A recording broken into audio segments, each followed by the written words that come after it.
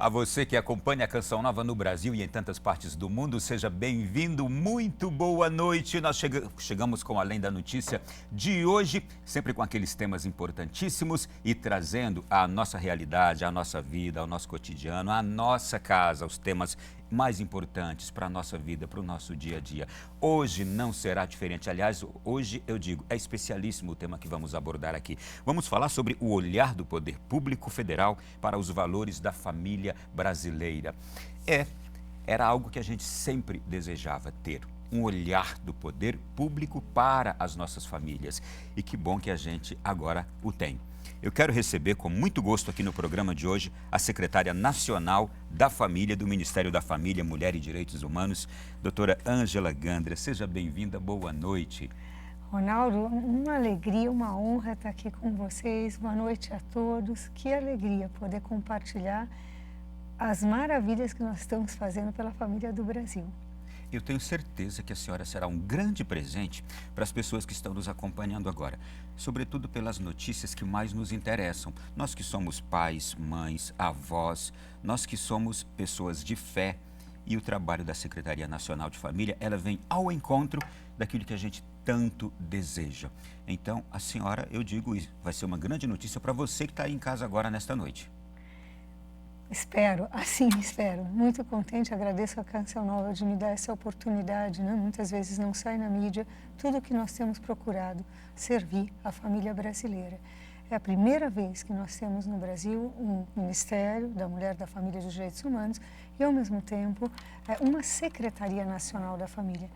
E é a primeira vez também que nós promovemos políticas públicas familiares. Pode me perguntar, não, mas já não tinha uma Bolsa Família, já não tinha, evidentemente, programas direcionados à família, sim.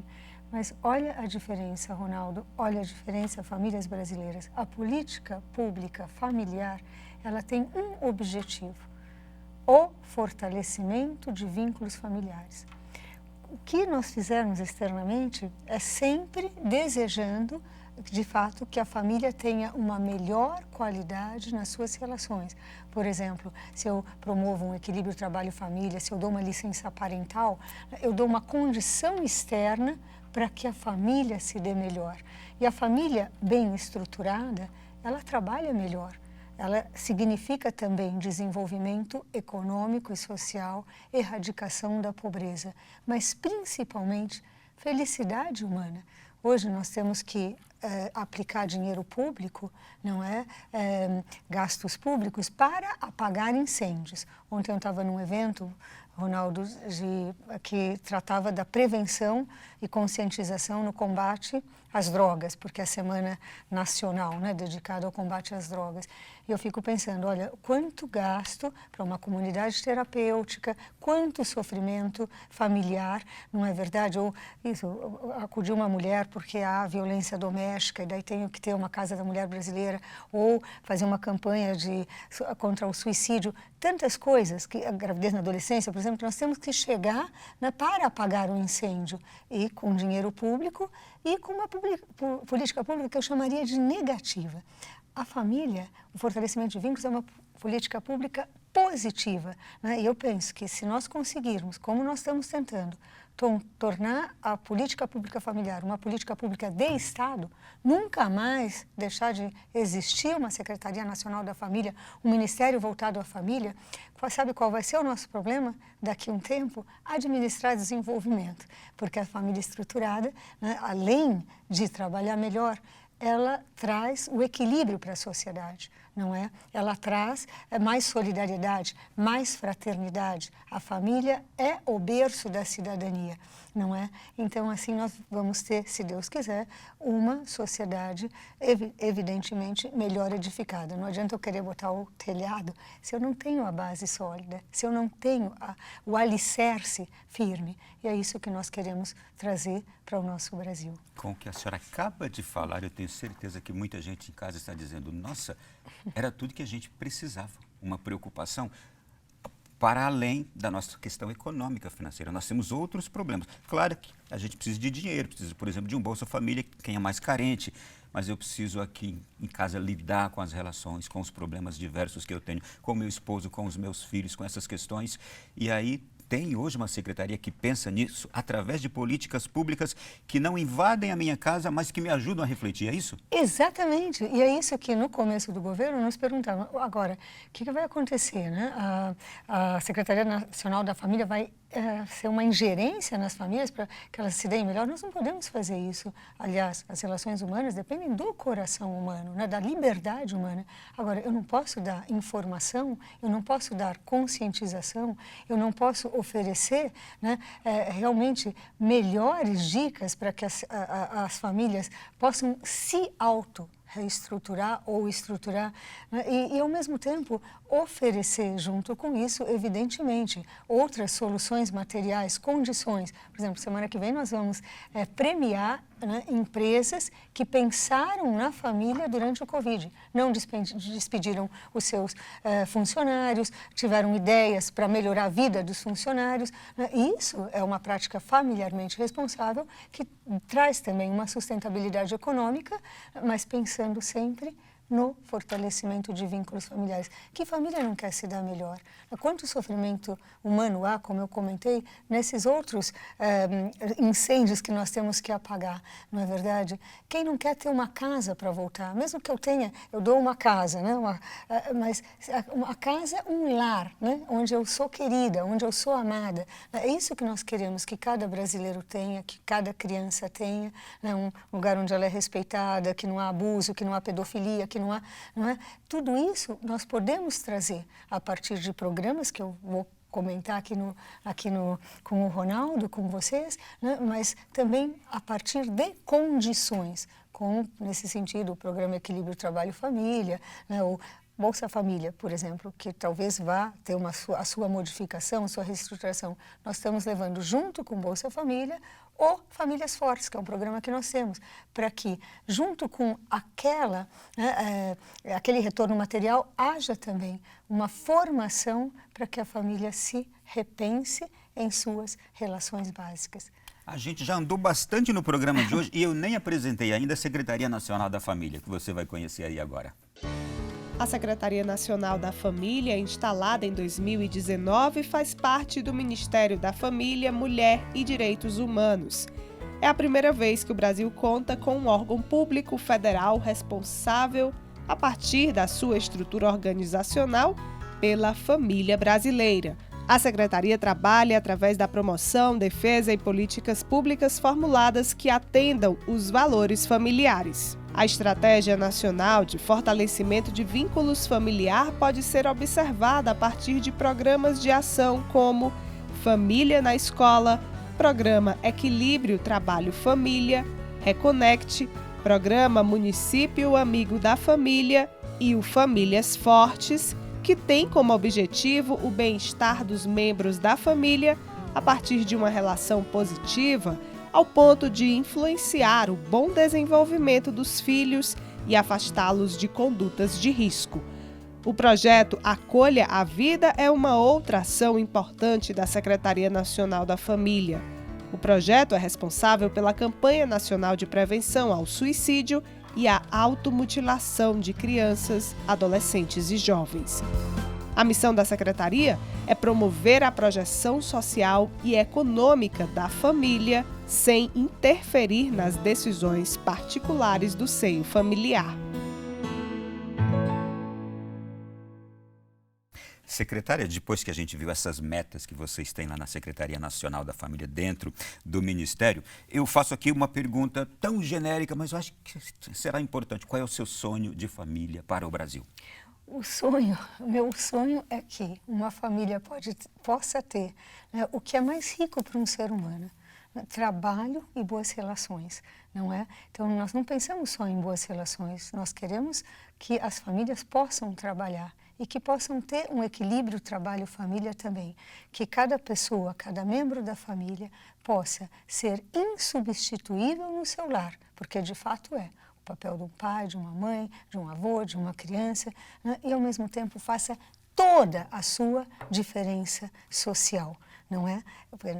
damos essa plataforma, essa oportunidade. Eu tenho muito trabalho junto com o secretário do Trabalho hoje, do Ministério da Economia, porque nós temos muita preocupação, né? Porque são as duas vertentes mais importantes para um ser humano, o seu trabalho e a sua família. E nós queremos compor essa realidade. Agora, há um adágio que fala família primeiro, né? Porque a gente trabalha para a família, porque a gente, de fato, sai de casa para poder voltar, não é verdade? E para poder trazer o melhor para os nossos, não é? E ao mesmo tempo servir a sociedade, evidentemente. Mas se nós não temos essa família forte, dificilmente nós vamos ter uma produtividade boa. E o ser humano não vai se realizar na sua vertente racional e relacional. Eu quero trabalho, mas ao mesmo tempo eu quero amor. Porque o ser humano, ele tem uma vocação para amar e para ser amado, né? Depois eu vou falar de um programa que nós temos, Famílias Fortes, que fala ajudar e ser ajudado, amar e ser amado, né? Porque é uma vertente fundamental do ser humano. Pode dar um mundo para ele, se ele não for amado, ele nunca vai ser feliz. E essa felicidade que eu quero, eu tive, né? Perdi minha mãe agora com o Covid, né? Mas tive um lar maravilhoso, tenho um pai maravilhoso. Eu penso, o que eu quero para o Brasil é isso, né? O que eu quero é que a hora que a gente perde um membro, a gente só tenha gratidão por tudo que eu recebi na minha escola de amor, que foi a minha família, a escola de fé, a escola de educação. É isso que eu quero. E a família que se ama e está estruturada vai trabalhar melhor. Esses fundamentos e essas metas do Ministério da Família para a família através da sua secretaria foram inspirados onde? De que forma? Eu sou professora, eu particularmente, né, vim para o governo principalmente pela Secretaria da Família, eu nunca tive num governo, né, mas eu estudei muita filosofia social e política, eu sou professora, né, de filosofia do direito também. A senhora é doutora em filosofia do direito, não é pouco. E era um tema para mim muito importante, né, qual é a base da sociedade, como a gente consegue uma sociedade mais livre, mais autônoma, né, mais solidária, né, mais fraterna, né, e eu já tinha isso como tese, como trabalhos antropológicos, né, dentro da filosofia do direito. Quando a Damares me chamou, que eu nunca esperava, né, e vim para um governo, né, já havia esse desejo da Secretaria da Família. E eu mergulhei em políticas públicas familiares, porque nós tivemos que delinear, eu trabalhei na transição, o que seria, né, quais seriam as metas, né, da Secretaria. Então, trabalhando cientificamente, por quê? Porque tudo isso aqui não é uma tese de autoestima ou de uma tese antropológica ou moral religiosa, de jeito nenhum. Isso que nós propomos através da Secretaria da Família é com base profundamente científica, né, de filosofia social e política, ciências políticas, né, e nesse sentido, muitos países, eu fiz um benchmarking, né, no começo, na transição, para que a gente visse o que tem dado certo em outros países que optaram por colocar a família em primeiro lugar. E daí nós trouxemos as ideias, né, e montamos até um observatório nacional da família para conseguir, né, subsidiar as políticas públicas com análise ex ante, ex post e com experiências de outros países. E hoje nós estamos dando até bolsas de estudo pela CAPES, não é, para doutorado, para pós-doutorado e mestrado, né, para que se possa estudar a realidade do Brasil. Né? Por quê? Porque todo o nosso subsídio, ele é científico, né? Ele é fundamentado no ser humano, na nossa própria Constituição, realidade jurídica, a família é a base constitucional, né? a base da sociedade, né? A educação, os pais são protagonistas na educação. Então, há uma série de direitos que emergem da família que nós também procuramos estudar para montar as principais políticas públicas dentro das expectativas brasileiras e da experiência internacional e poder trazer efetivamente para as famílias brasileiras. Agora, o meu background ajuda, mas junto comigo nós tivemos vários especialistas na transição para montar o decreto, né, que pudesse oferecer nesses 4 anos, né, o que poderia estruturar efetivamente a família brasileira.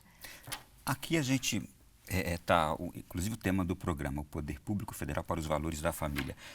Construir política pública para a família foi um desafio, está sendo um desafio construir essas políticas públicas, porque ao mesmo tempo que são as ideias sendo implementadas, vem também a concretude ou não delas. Como é que está sendo o desafio? Olha, é realmente um desafio, Primeiro, para que se acredite que é uma política pública, né? Porque parece que é um tema paralelo à família, ao poder público. Eu, como professora de filosofia também, eu volto a Aristóteles. Aristóteles, que é uma inspiração para a democracia, que é uma inspiração, evidentemente, para um bom governo, né? Ele falava, né, que a família, que a polis, ela emerge da oikonomia, né, da economia do lar, de uma família estruturada que depois vai para a polis com relações de amizade. Então, isso é uma teoria de democracia até, não é verdade? Só que é difícil entender por quê. O que aconteceu, né, nos anos anteriores a nós? A família foi colocada de lado e o Estado se encarregou de cada indivíduo. Né? Ou seja, o Estado cuida da criança, a escola cuida da criança, o Estado cuida do idoso, oferece a LPI, o Estado cuida da mulher, cuida do negro, né? E nós individualizamos, mas tiramos do guarda-chuva da família, que é quem, em primeiro lugar, pode cuidar.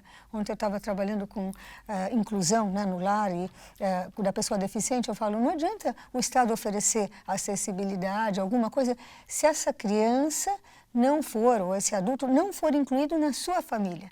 Ele vai ter uma carência, porque é a família que dá uma plataforma de inclusão, por exemplo. Então, trazer tudo isso e mostrar que é a família que abraça, né, de fato, eu não digo indivíduo, que eu acho que é até um conceito separatista, né? Mas a pessoa, né, está sendo um desafio, mas a alegria que nós tivemos, que depois de 2 anos de governo, onde o nosso presidente defende família, defende, tive com ele na quarta-feira tomando café da manhã para apresentar as famílias fortes para Minas Gerais, não é? Eu falo, olha, o senhor vê, né, como está dando certo, não é, a investir na família. E ele, no ano passado, depois de nós mostrarmos na esplanada, olha, é política transversal, irmos batendo nas portas, né, o que acontece? Ele mesmo assinou nosso decreto da Estratégia Nacional de Fortalecimento de Vínculos Familiares. Então, hoje nós temos uma estratégia nacional que liga toda a esplanada para que, quando pense uma política pública, pense, isso ajuda ou não a fortalecer os vínculos familiares. Então, nós estamos crescendo.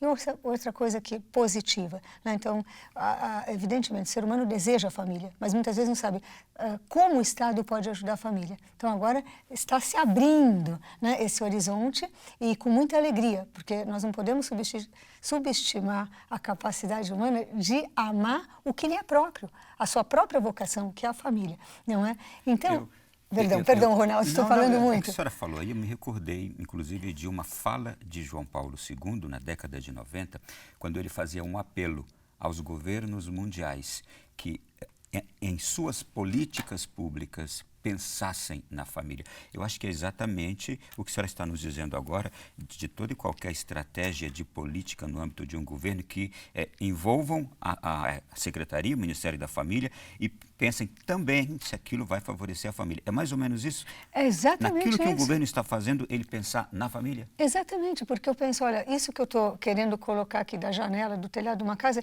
ele vai complicar o alicerce ou não vai? Entende? Ele vai alterar ou vai fortalecer a base? É nesse sentido que se começa a pensar que a família tem que ser prestigiada pelas políticas públicas, por exemplo, educação, família na escola, turismo familiar, agricultura familiar, fortalecimento de vínculos. Nós estamos levando tudo isso para a esplanada. Falar de família nessas políticas públicas é evitar o sofrimento maior do ser humano, porque a pessoa, ela luta pelo trabalho, ela luta pelas condições, mas quando a família dela é afetada, parece que tudo cai por terra. É verdade. Não é? Quando um suicídio, quando uma automutilação de um filho, quando um filho dependente de droga ou uma violência, seja ela qual for, afeta uma família, parece que tudo que aquela família construiu, isso, aquele pai e aquela mãe construíram, não tem valor nenhum, mas tem valor aquela dor, não é?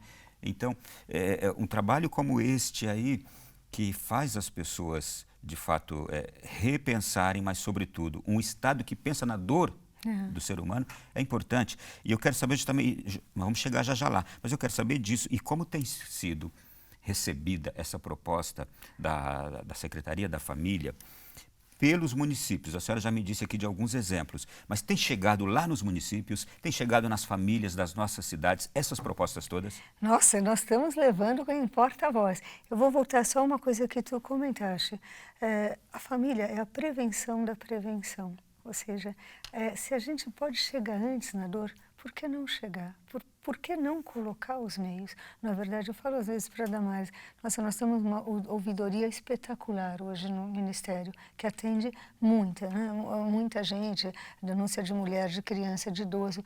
Agora, eu falo, meu Deus, atrás daquela denúncia tem um coração que está sofrendo. E a ministra, ela tem uma loucura pelo ser humano, né? Ela fala, eu tenho que salvar vidas, eu tenho que chegar antes. Então, é isso, nós podemos chegar. Nós temos que colocar todos os meios para chegar. E é isso que nós falávamos, menos Brasília, mais Brasil. Então, como nós começamos a bater na porta dos municípios, até através de consórcios, né? Através de... e nós viajamos muito também, a pandemia nos impediu, mas nós quisemos levar especialmente um programa que chama Famílias Fortes, né?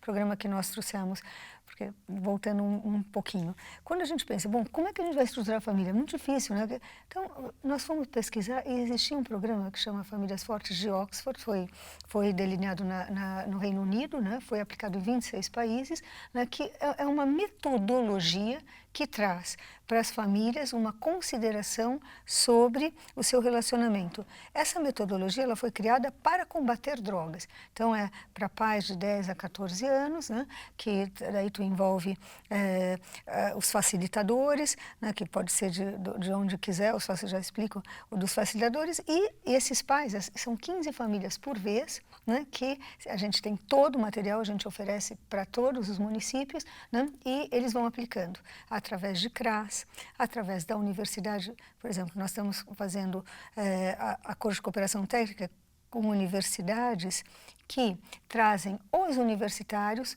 como voluntários na aplicação do programa Famílias Fortes. A ideia principal do Famílias Fortes é o quê? É fortalecimento de vínculos familiares. No começo era para combater as drogas, né? Para que os pais chegassem antes, para que as crianças não se drogassem. Daí, o que saiu do estudo ele melhorou alcoolismo, evasão escolar, o desempenho escolar melhor, violência doméstica, gravidez na adolescência. Então, esse programa falou, ele vai muito além das drogas, né? Mas pelo fortalecimento de vínculos, tu consegue ajudar a não potencializar um comportamento de risco, né, para a sociedade, principalmente a partir de 10 anos de idade, né? E olha, eu vou te dar uns exemplos. Tem 7 encontros. O que trata os encontros? Primeiro encontro, sonhos e metas dos filhos. E isso é proposto para as famílias realizarem em Sim, casa? Não, em casa não. Tem encontros. A gente forma os facilitadores em EAD. Depois, as famílias têm 7 encontros locais, que podem ser espaçados, podem ser semanais, né? E com lanchinho, até assim, e depois uma interação. E os pais têm uma aula, os filhos têm uma aula, depois eles juntam. Então, por exemplo, no primeiro encontro, as crianças falam de o que elas querem da vida. Às vezes os pais nem sabem disso, então aprender a dialogar. Depois tem que é acompanhar as amizades dos filhos, as habilidades parentais, né? As habilidades no sentido de comunicação, como tu te comunica com teu filho, amar e ser amado, cuidar e ser cuidado, lidar com o estresse dentro de casa, tudo isso vem dos encontros de 2 horas durante 7 encontros e depois mais 4 de acompanhamento do facilitador, né, para que a família realmente se firme. E é impressionante, os testemunhos são impressionantes. É isso que eu ia perguntar para a senhora, os resultados já... Quando chegam para vocês, são aqueles que deixam vocês extasiados? É que é uma alegria ver. São pequenas coisas, até de refeição em família, por exemplo. Agora nós comemos juntos, né? Agora, quando meu filho chega da escola, eu pergunto o que aconteceu e eu vou acompanhando. E agora ele aceita que às vezes eu estou nervoso, às vezes... Né? E se vai compondo a relação. Nós temos os testemunhos, né? Agora nós vamos até publicar, né? Evidentemente, nós temos um monitoramento, contratamos a Unifesp para acompanhar, né, a aplicação desse programa, mas daí nós vamos recolhendo, né, o que aquilo comporta, né, para a família e principalmente de pessoas que já estavam no limite, né, adolescentes estão no limite das drogas, a gravidez na adolescência ela ela é questionada também nesse momento, porque os pais começam também a se abrir à preocupação sexual dos filhos, ao influxo, né, que tu pode ter da sociedade sobre os filhos. Então tem uma aula que fala um pouquinho, né, quais são as influências, né, que os seus filhos recebem e quais as crianças também comentam isso, né, os meus amigos, né, o meu entorno, né, substâncias que me oferecem, né, então vai abrindo um panorama que protege a criança e, mais do que qualquer coisa, projeta a criança com o acompanhamento dos pais. É maravilhoso, Ronaldo. Secretária, eu confesso para a senhora que nesses anos todos eu via essa preocupação ser levada e via trabalhos serem feitos desta natureza no âmbito da igreja. E ver isso como forma de política pública e acredito com embasamento técnico, com embasamento profissional, é também uma imensa satisfação poder saber disso, dessa preocupação e da realização de um trabalho dessa natureza, ensinando pai a ser pai, ensinando família a ser família, e isso através de uma política pública, dando conhecimento técnico, dando o apoio que essas famílias, que esses pais, que muitas vezes, por não serem religiosos, ou não quererem, por exemplo, uma prática religiosa, ou não terem, não recebem isso, mas e podem receber através de uma política pública. Então, realmente, é algo encantador. É boa informação, né? É boa informação. Eu falo, voltando isso, né? A gravidez na adolescência, etc e tal, né? A grande preocupação que nós temos também é o que é oferecido para a família hoje. O que é oferecido através da internet, através da TV, através... Uma hipersexualização também. Depois nós não queremos comportamento de risco, mas o inimigo está dentro de casa. Outro dia uma mãe falava, eu não deixo meu filho sair, né? Porque ele pode chegar as drogas nele e tal, então eu deixo ele em casa com o iPad, não sei o quê, mas às vezes o inimigo está ali do lado. Então, o que eu ofereço? É nesse sentido que também a política pública, ela forma para o exercício da liberdade. Eu penso, a ignorância é o pior inimigo da liberdade. Nós queremos essa autonomia, essa liberdade da família, saber os perigos que podem estar entrando no seu lar. E não é proteger, não é controlar, mas é uma parceria entre pais e filhos para a projeção, né, dessa criança e desse adolescente, até para um dia poder servir melhor à sociedade. Eu sei que a senhora, como filósofa, tem preocupação com a felicidade humana. Eu sei que nós temos aqui para trazer no próximo bloco uma pesquisa sobre família nesse tempo de pandemia que a Secretaria realizou. Eu sei que a gente tem ainda para falar sobre família na escola e como está agindo hoje o Brasil internacionalmente nessas questões de família, porque mudou completamente. Isso depois do nosso intervalo, que a gente volta já já. De volta aqui no nosso Além da Notícia dessa noite, está sendo um prazer muito grande receber a doutora Ângela Gandra. A senhora é filha de um homem admirável, que eu tenho certeza que o Brasil inteiro é encantado com ele, o doutor Ives Gandra. Vai aqui também o nosso abraço, a nossa saudação. Ai, meu Deus, eu também mando um beijo, pai. Olha, o meu pai de fato, eu não mereço ter esse pai, não, mas é uma escola de luta, quanta um guerreiro. Contribuição esse homem tem dado à nossa nação. Doutora Ângela, vou chamar a doutora, mas está aqui. Pode chamar de Ângela. Tem como separar família, o ensino de família, os valores de família, da fé? Não tem, não. Na verdade, o que eu entendo, né? Primeiro, a família é uma igreja doméstica, é uma escola de fé, que tem que ser administrada também com liberdade. Eu agradeço muito, minha casa foi uma escola de fé, mas meu pai também, sempre, meu pai e minha mãe nos deixaram muito livres, mas foram plantando aquela semente, né? Ao mesmo tempo, com o exemplo deles de amor a Deus, aquilo nos tocava. João Paulo II falava isso, né? Meu pai não precisava falar nada, porque o exemplo dele arrastava. E a senhora é devotíssima de João Paulo II. E eu acho que um pouco eu vi isso na minha casa também, né? Uma fé. Agora, é importante, eu penso, sempre a trabalhar com muito respeito à liberdade, porque a fé é uma decisão pessoal também. Agora, é preciso plantar essa fé, porque essa fé que depois vai te levar a ser firme nas suas convicções, ter confiança na sua própria vida, ter uma projeção, né, para cá, para a sua responsabilidade, para a sua eternidade, não é? Aquilo, de fato, vamos dizer, é a solidez de um ser humano, a fé, né? Mas eu penso que tudo isso tem que ser sempre feito com a liberdade que Deus nos dá. Mas a família é uma escola de fé também, não é? Vamos seguindo aqui, temos muita coisa para falar nesse último bloco. A Secretaria Nacional da Família realizou uma pesquisa sobre família neste tempo de pandemia. O que se descobriu? Olha, nós falamos muito, às vezes a mídia fala muito de coisas negativas, né? Mas eu também tenho boas notícias sobre a pandemia, né? Houve muito sofrimento, eu inclusive perdi minha mãe na pandemia, não é? Mas houve também 3 coisas que são metas da nossa secretaria que foram fortalecidas na pandemia, né?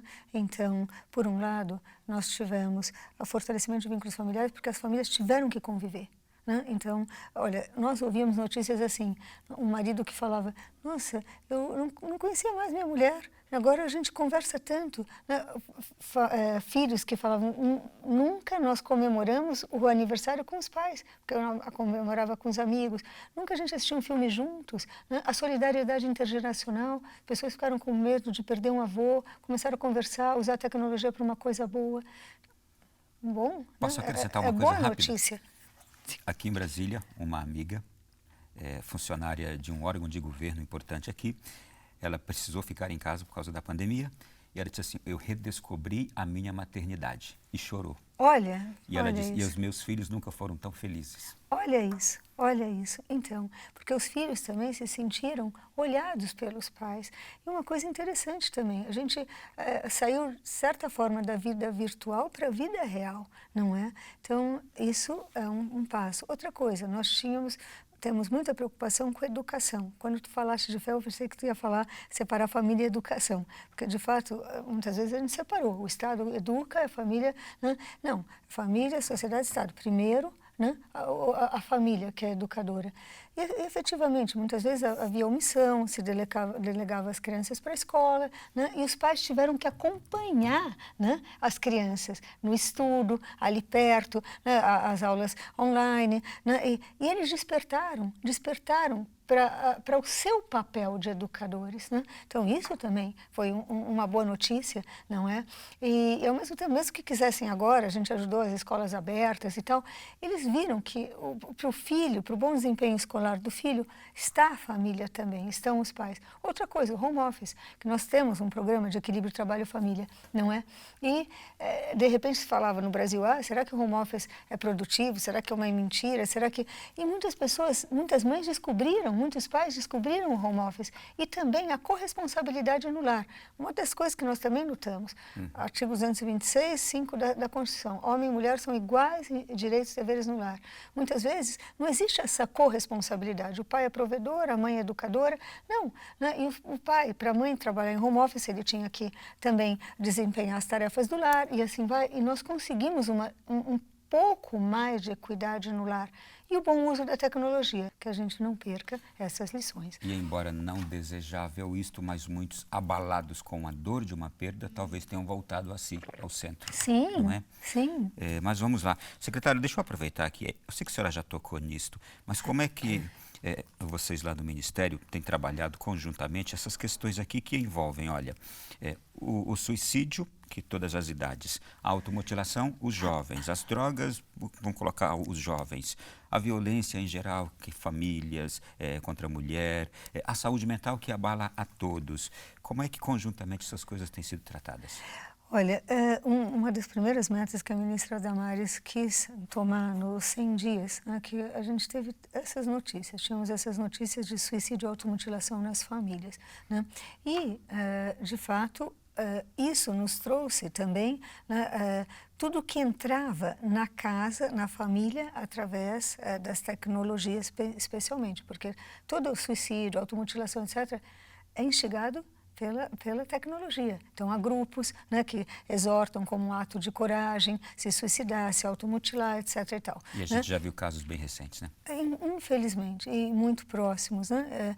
Então, o que nós vimos? Primeiro, trabalhar, né, com as famílias o conhecimento do conteúdo que entra em casa através da tecnologia. Nós fizemos o ano passado uma campanha Navegar numa Boa, que os pais pudessem acompanhar até os convites à pedofilia, nude, TikToks, etc. E tal. Só uma coisa, todas essas coisas que vêm sendo feitas, como é que as pessoas agora em casa, os pais, ou até os jovens, quem quer que seja, podem encontrar lá pode acessar nosso site do Ministério da Mulher, da Família e dos Direitos Humanos, Secretaria da Família, tem todo o programa Reconnect, né? E nós estamos ali também lançando material que informa o impacto, né, até do uso tecnológico para a psique da criança, para a construção, desenvolvimento da criança, até em termos de saúde física, não é? Tem tudo. Vocês podem procurar, e quem quiser fazer o programa, quiser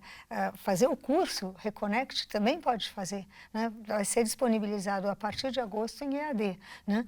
Para que a gente quer trazer essa informação, mas já há muito material que vocês podem pesquisar, né? Agora, por um lado, que os pais possam acompanhar melhor a tecnologia, né? O que chega para as suas crianças, dá limites. Famílias Fortes falam em limites, regras, né? Porque não é questão de imposição e falta de respeito à liberdade, mas muitas vezes um celular numa mão de uma criança durante a noite, tu não sabe o que está entrando naquele... Isto diz de autoridade, de responsabilidade paterna, que não é autoritarismo, que não é... Não, muito pelo contrário, é uma parceria. Então, essa campanha fala navegar numa boa, essa parceria. Né? Inclusive porque numa relação familiar tem que ter o respeito à autoridade. Em qualquer lugar, no ambiente de trabalho, tem que ter, senão vira anarquia. E lamentavelmente, acredito que a gente está vendo muito acontecerem esses problemas na sociedade, porque a sociedade se tornou um campo anárquico, um lugar anárquico, onde não se respeita mais a autoridade constituída por Deus ou pelos homens, né? E olha, a gente percebe até no Famílias Fortes, quando se estudam as regras e os limites, que os filhos querem limites, porque eles querem uma orientação, porque eles querem saber para onde ir, porque eles também estão perdidos, não é verdade? E muitas vezes com muita tristeza. Se a gente visse quando uma criança pega por um pedófilo, por exemplo, na internet, ou suicídio, automutilação, já entro nesse tema, que quando a gente foi vendo, era instigado pela internet. Eu tive, efetivamente, um amigo meu que perdeu o filho porque uma moça no Canadá anunciou que o filho dele estava se suicidando, ficou com pena do pai, filho único. Ele chegou tarde demais, o filho já tinha se suicidado, né? E todo mundo acompanhando como um ato, né, de heroicidade, né? Agora, Ronaldo, eu te falo uma coisa, assim, nós não podemos realmente solucionar um problema de saúde mental que cabe ao Ministério da Saúde. E até nos questionaram, olha, suicídio é um caso patológico, né? Então, como é que a Secretaria da Família, Damares, resolveu trazer isso? Damares falou assim, eu não posso, de fato, solucionar a patologia, mas eu posso não potencializar essa patologia ou chegar antes na patologia, né? O que acontece é que nós começamos a dar material, né, inclusive dentro dessa parte da tecnologia, né, para que os pais percebessem os primeiros indícios de um potencial suicida, né? E é interessante isso, porque aí a gente já chegou na depressão, daí a gente já chegou, né, nos primeiros momentos que a pessoa já começa a se desanimar com a vida, né? E que nós percebemos pelos estudos também que às vezes isso é banalizado, né? Isso aí é frescura, isso aí é não sei o quê, isso aqui, né? E o pai não banalizava aquele sofrimento. Então nós temos uma cartilha que chama Acolha a Vida, porque a vida tem sentido, em que nós explicamos tudo para os pais, está também no nosso site, não é? Eu já ia perguntar, onde é que está essa cartilha, o nome dela, como é que é o nome da cartilha? Acolha a Vida, porque a vida tem sentido. E lançamos de novo um Acolha a Vida para a pandemia. Nós reformulamos nossos trabalhos também para a pandemia, famílias fortes na pandemia, né, home office na pandemia, né, assim vai. Mas o Acolha a Vida, ele também levou os pais a chegarem antes na depressão, né, na automutilação. Às vezes havia pais que, meu filho está calor, mas ele está sempre com a manga comprida, está se cortando, né? E por que está se cortando? Damares sempre fala isso também, porque a dor na alma é forte e eles, né, para não sentirem dor na alma, né, se cortam, né, para ter outro tipo de dor. E por quê? De verdade, muito por frustração afetiva, por não ter lá o amor que eles gostariam de ter. Tudo que a senhora está falando aqui nos remete a essa autoridade paterna, materna dentro de casa, a esta proximidade materna e paterna, e me remete aqui ao fato histórico de um condenado da Revolução Francesa que incidiu no crime, foi condenado na Revolução Francesa e foi guilhotinado. E então, diante de praça pública, antes de ser condenado, ele pediu a palavra E aí ele disse o seguinte: aqui diante de todos vocês, eu quero dizer que eu perdoo o soldado que me prendeu, o juiz que me condenou e o verdugo que vai cortar o meu pescoço. Mas tem duas pessoas que eu não perdoo: o meu pai e a minha mãe, porque não me deram limites. Meu Deus. Não é? Isso para nós precisa ser visto com um olhar positivo. Nossa, que bonito. Eu preciso, eu pai, eu mãe, eu tenho uma grande responsabilidade nessa felicidade, nessa satisfação da vida do meu filho, não é? E é isso que o Famílias Fortes também ensina. Não limite a força, né? Existe um porquê do limite. Eu aprendi muito, porque meu pai sempre explicava: não vai fazer isso. Olha, eu contava outro dia, né, que eu não podia assistir novela. Meu pai não gostava de novela. Eu falava que que era muito melhor para nós ler uma novela ou, sei lá, outros programas, porque eu achava: leia um livro. Estude uma língua. Eu estudei 7 línguas, né? Mas ele falava, e eu falava: não, mas por que meus coleguinhas assistem? Ele falava: olha, porque isso vai te trazer isso. E me explicava. Ele falava: e se tu não entende agora, Ângela, um dia tu vai me agradecer. A senhora né? sabe o que eu digo lá em casa pro meu? Isso, né? Abriu meu panorama. A senhora sabe o que eu digo pro meu lá em casa? Você não é todo mundo, você não é igual a todos, você pode ser diferente. Olha isso, Ronaldo, é bem por aí, mas uma explicação. Existe o limite, ele vem com um propósito, ele vem com uma racionalidade. E eu acho que isso também é formar os filhos na liberdade, porque a hora que os pais não estiverem do lado, eles entenderam o porquê de viver aquela regra, não é? Ou aquele limite, não é? E aquilo potencializa para ir mais longe, evidentemente. Então, nesse sentido, Famílias Fortes, ele abre muito a cabeça dos pais e fortalece os pais no que eles desejam para os filhos também. Vamos continuar nessa linha? O que uma filósofa me diz sobre a felicidade humana e como construí-la? Olha, eu sou uma aristotélica, então eu te digo que eu iria por 3 caminhos que Aristóteles ensina para o seu filho, né, na Ética Nicômaco, né, o que poderia fazê-lo feliz, né? Então, primeiro Aristóteles falava que ninguém foi feito para mediocridade, né? Então, o que nós devemos buscar? A autossuperação, né? Então, Aristóteles ajudava que o filho se autossuperasse em busca das virtudes, da excelência. Depois ele mesmo fala que o governante que busca excelência, ele vai ser muito melhor governante do que o que busca um pragmatismo, por exemplo, para a cidade, né? Então, a excelência humana, né? E os pais podem dar plataforma para isso, porque nenhum pai, na verdade, num primeiro momento, gostaria que o filho fosse um medíocre, né? E então, a felicidade humana está muito ligada à nossa realização, né? E isso, evidentemente, supõe esforço e os pais podem ajudar também nesse sentido. A segunda coisa que é maravilhosa que Aristóteles propunha, que o caminho da felicidade é a amizade, porque o ser humano é relacional, e que ele falava mesmo que a polis também era uma projeção dessa amizade do lar, né, que vinha,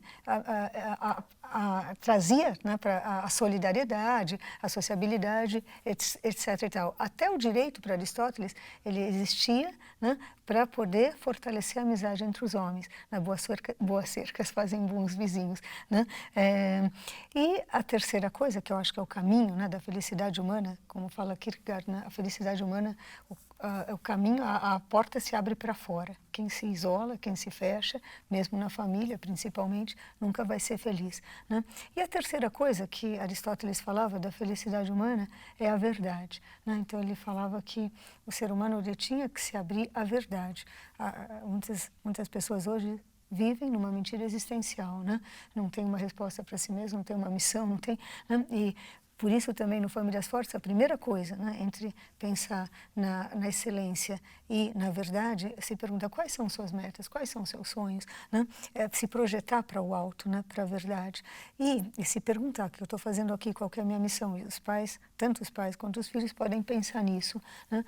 Mas depois Aristóteles falava, e eu conecto isso com o que tu falaste da fé, né? Ele falava que nós tínhamos que chegar à fonte da verdade. Quem quisesse mesmo ser verdadeiro tinha que chegar.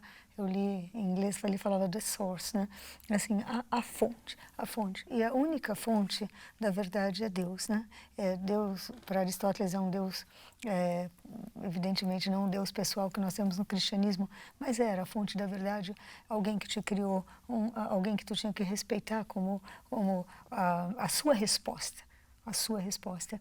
Então eu penso que a felicidade humana, ela vem de fato, né, dessas três vertentes, e na última nós incluímos também, evidentemente, na felicidade humana, sem um amor a Deus, sem a sua projeção para o infinito, porque o finito nunca vai te preencher se tu não tiver o infinito. Agora, essas três coisas, elas vêm da família, se tu pensar, não é? Porque quem forma para a excelência são os pais, em primeiro lugar, quem pode dar efetivamente uma primeira plataforma para isso, né? A segunda coisa, a amizade, o lar, é a fraternidade, a escola de fraternidade. Então eu começo a aprender a ser amigo no lar. E por isso também nós falamos do equilíbrio trabalho e família. E o trabalho, quando eu vou para o trabalho e me dou mal em casa, eu vou me dar mal no trabalho também, provavelmente, porque eu já vou, né, estressado e assim vai. Então eu saio do lar com o coração aberto, né? E depois eu levo, como Aristóteles falava, essa amizade para a polis. Evidentemente, a verdade é a resposta para o ser humano, na sua própria missão. A verdade pode te fazer um ser humano bem resolvido. Agora, isso começa no lar também, até com os pais, que meu pai sempre falava, não pode mentir, né? Não pode, ele falava, até a crítica é uma deslealdade, então é uma mentira, né? Então, a gente vai aprendendo, né? Buscar a verdade, buscar, né? E depois ter, de fato, questões mais elevadas do que as coisas materiais. É no lar que a gente aprende tudo isso, não é verdade? Né? Que não adianta, pode dar toda a matéria que tu quiser para um ser humano, ele não vai ser feliz. Eu estou lembrando agora até de Frank Sinatra. Uma vez perguntaram para ele, eu nunca esqueço disso, né? Perguntaram, mas o senhor tem tudo na vida, né? O senhor teve a mulher que o senhor quis, o senhor teve dinheiro, o senhor teve casa em Beverly Hills, em não sei o quê. O senhor é um homem feliz? Ele falou, não, a felicidade, eu sou um homem profundamente infeliz, né? E às vezes eu penso, que pena, né? Porque se a gente tem tudo, né? E não tem também a verdade e o infinito, é muito difícil preencher um coração projetado para o infinito. Secretária, um dos projetos da Secretaria Nacional de Família é o Família na Escola, isto é, promover uma relação positiva entre família, aluno e escola. Como é que funciona? Primeiro, eu quero dizer que nós defendemos a liberdade dos pais em relação ao sistema educacional dos seus próprios filhos. Eu falei, família, né, sociedade, Estado, né? O Estado vem depois. Então, a educação, a família até, eu vou falar uma coisa, ela é protegida por quê? Só porque quando a gente casa tem temas patrimoniais envolvidos? Não. Porque principalmente porque a família pode gerar e precisa garantir uma continuidade, né, e educação desse serzinho que nasce a partir da família. Agora, a educação é dos pais e nós estamos defendendo, aliás, desde o governo federal, a liberdade. Então, nós defendemos o homeschooling, né, como os pais, como fala a Declaração Universal de Direitos Humanos, né, os pais têm direito a escolher o gênero de educação que seus filhos vão receber. A gente defende as escolas abertas agora na pandemia, porque havia pais que não tinham condições de cuidar, né, das crianças e aquilo estava afetando a saúde mental dos pais. Defendemos hoje as escolas comunitárias, estamos apoiando famílias que querem se juntar com a ajuda do Estado para dar uma educação, né, sempre obedecendo, evidentemente, a lei nacional, né, de educação, mas naquela vertente, naquele modelo. Nós defendemos toda a liberdade dos pais, que são os maiores interessados no melhor interesse da criança, evidentemente. Agora, Família na Escola foi um programa que nós pensamos com o MEC para poder trazer a família a participar, né, da vivência escolar da criança, do desempenho escolar, do relacionamento. Então, é um programa que chama os pais a participarem 4 vezes por semestre, por ano, né, ter reuniões com a devida licença para sair do trabalho, né, e poder dialogar com a escola, né, como vai, né, como está indo o desenvolvimento do seu filho dentro da escola. E também para participar no conteúdo, para saber o que o filho está recebendo. E aquilo faz o pai mais responsável por algo que é primeiramente confiado a ele, que é a educação dos seus filhos. Eu vou falar uma coisa interessante. Outro dia, uma professora do MEC, hoje uma assessora do MEC, né? A gente esteve num evento onde nós estávamos falando sobre educação e família.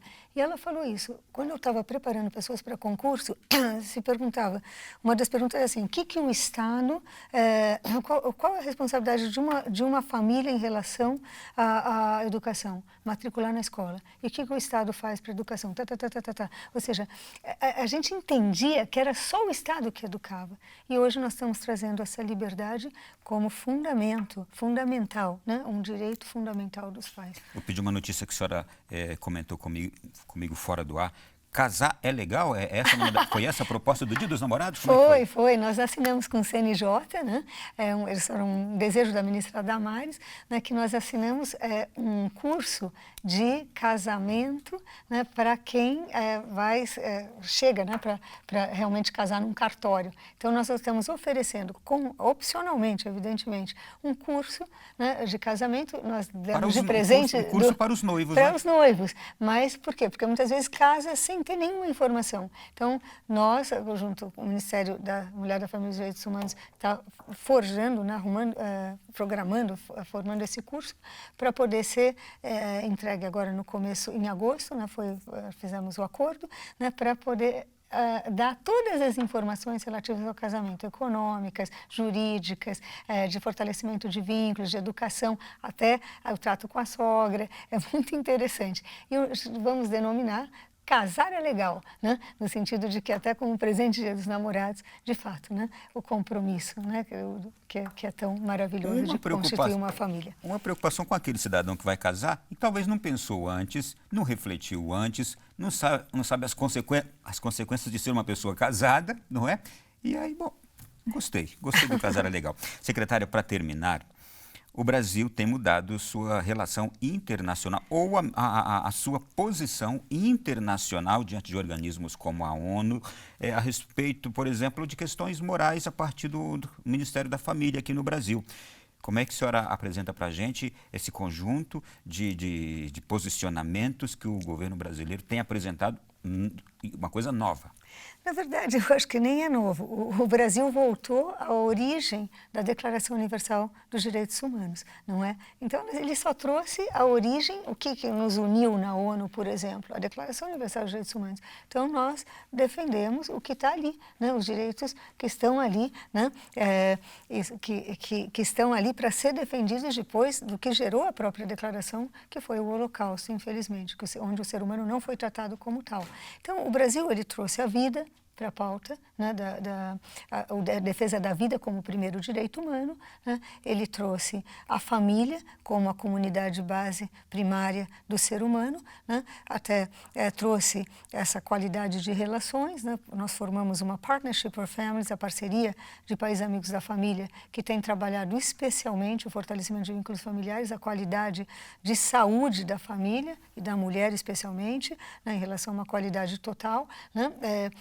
A vida, né, a defesa da vida como um direito incondicional e também tudo que vem a partir da família, porque hoje nós temos o Ministério da Mulher, da Família e dos Direitos Humanos. Então, nós trouxemos, e agora na pandemia ainda mais, o debate do fortalecimento de vínculos, do equilíbrio trabalho-família. Então, nós estamos levando. Na ONU, nós trouxemos a Partnership for Families, que foi constituída em dezembro de 2019. Né? Depois, nós trouxemos para a OEA, nós estamos trazendo a pauta da primeira infância dentro da família, desde a concepção e dentro da família, para oferecer o melhor que podemos dar para a criança, que é uma família bem estruturada, onde ela é amada, respeitada, né, educada. E depois estamos levando para o OCDE também, né, a empresa, família e direitos humanos. Que uma empresa que realmente respeita os direitos humanos, ela é familiarmente responsável, que é um tema que nós estamos debatendo. E também estamos muito próximos à OIT, né? Tentando trabalhar tudo que, as convenções que impactam a família. E É interessante ver, Ronaldo, é impressionante ver a expectativa que o mundo tem no Brasil. O Brasil é um continente, o Brasil tem um papel tremendo nas Américas e nós vemos que nós dialogamos respeitando sempre. Nós somos muito dialógicos, muito democráticos, não queremos impor nada, queremos trazer informações e dialogar muito, mesmo com os Estados Unidos, mesmo com países que não pensam como nós. Mas nós trazemos valores que são humanos e são os valores que unem o ser humano. Seres humanos que são, né, os direitos inalienáveis, os direitos fundamentais do ser humano, que permitem também a solidariedade internacional e um direito internacional, né, de fato, com foco no ser humano. Eu quero agradecê-la imensamente. O tempo esgotou, mas a nossa pauta não se esgotaria jamais. Vou pedir que a senhora enfatize onde encontrar essas iniciativas todas da Secretaria Nacional da Família, agora para as famílias, para os pais, agora para os vereadores, os prefeitos, as pessoas que têm qualquer importância aí em sua cidade também, para tornarem tudo isto conhecido das famílias. Onde é que encontra? Olha, Ronaldo, primeiro, o site do Ministério da Mulher, da Família e dos Direitos Humanos, Secretaria Nacional da Família com todas as suas abas.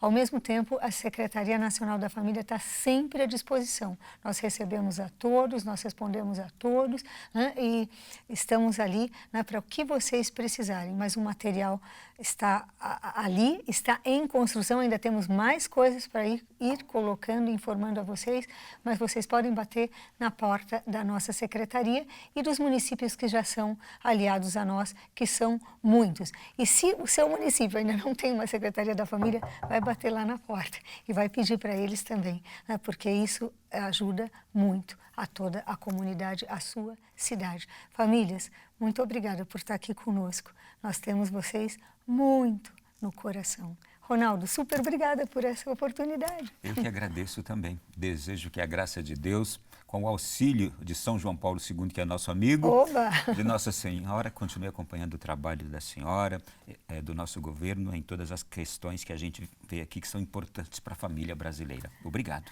Obrigada, Ronaldo. Obrigada a todos. Obrigada a todos da Canção Nova.